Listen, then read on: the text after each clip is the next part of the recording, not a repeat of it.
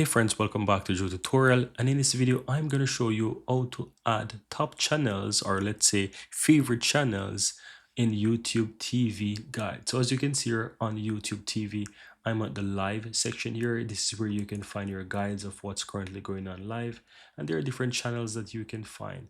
Now I'm currently using the custom option because I create my own custom channel, and if you like to learn that, here's a video that I basically show you how, but nevertheless I'm going to show you how to do that as well.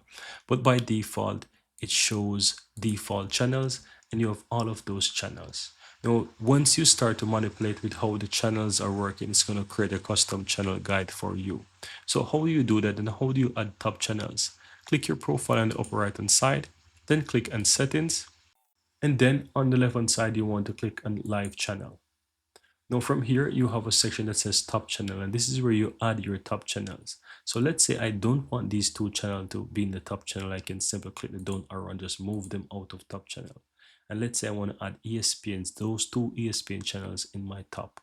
I can either move them, drag them from the left hand side onto the top channel, or I can just simply press the up arrow and it's going to add them into top channel.